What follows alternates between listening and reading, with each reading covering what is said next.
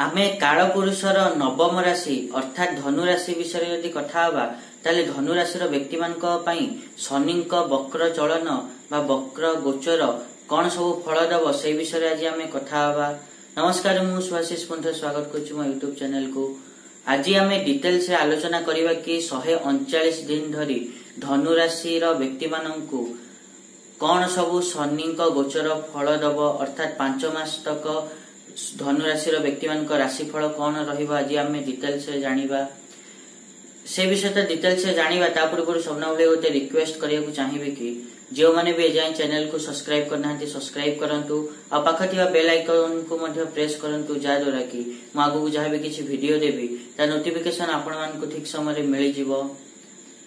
जदि आमे तुला राशि जदि आमे धनु राशि कथा कहिबा ताले धनु राशि व्यक्ति मान पई तृतीय भाव में गोचर करेंगे शनि बकरी हुई तो यही समय आपण मान पराक्रम रे वृद्धि घटिबो, घर जो सुख शांति से वृद्धि घटिबो, ता सहित आपण मान संपत्ति धन प्राप्त करि पारंती बा सेथिरे वृद्धि घटिबो। भाई भौणी सहित भल तालमेल आपण मान रहिबो, विपदरु रक्षा पाइबे, संतुष्टि आपण माने लाभ करिवे।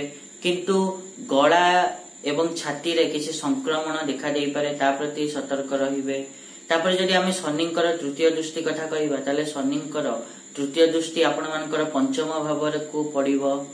शिक्षा संतान बुद्धि क्षेत्र रे आश्वस्ति मिलिबो, कार्य रे सफलता मिलिबो, विशेष सम्मान बा पद मिलि पारे, चाकरी प्राप्ति हेई पारे, जो चाकरी अछंती सेत्रे उन्नति हबो, व्यवसाय रे उन्नति हबो। तापरे आपण माने जदि विवाहित ताहले आपण मानक संतान लाभ हेई पारे, जो माने अविवाहित तांकर विवाह हेई पारे। ता सहित यही समय आपण माने निज कॉम्पिटिटर शत्रु मान को काबू करि परिबे।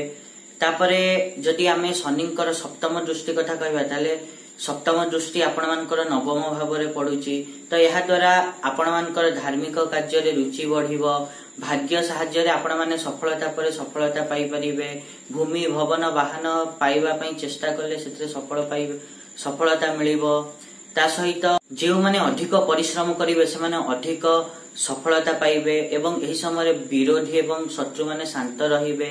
तापर जदि आमे शनिंकर दशम दृष्टि कथा कहिबा ताले शनिंकर दशम दृष्टि आपण मानकर द्वादश भाव रे पड़िबो तो यही समय रे आपण मानकर खर्च अधिक होई पारे, किंतु खर्च तुलना रे बाहर इनकम मध्य बराबर आसुथिबो। आपण मानकर अधिकार क्षेत्र बढ़ी पारे, आपण माने किछि महत्वपूर्ण निर्णय नहीं पारंती। यही समय कौनसी संघर्ष सामना करिके सेत्रे विजय प्राप्त करि परिबे एवं जो माने चाकरी करचंती से चाकरी मानकर प्रमोशन हबो। आपण मानको एही समय जमी बा संपत्ति प्राप्ति रो जोग मध्य बनुची। एतो थिला धनु राशि रो शनिंकर वक्र चलन रो फलाफल। आशा करिबे कि मुझा कहली आपण माने ठीक रे बुझी पारथिबे। आ जदी वीडियो भल लगी निहत वीडियो को लाइक करंतु, शेयर करंतु, आ चैनल को सब्सक्राइब करिया पे तो जमा ही भूलंतुनी। आज एतिकी देखावा नेक्स्ट वीडियो रे। रहुची, नमस्कार।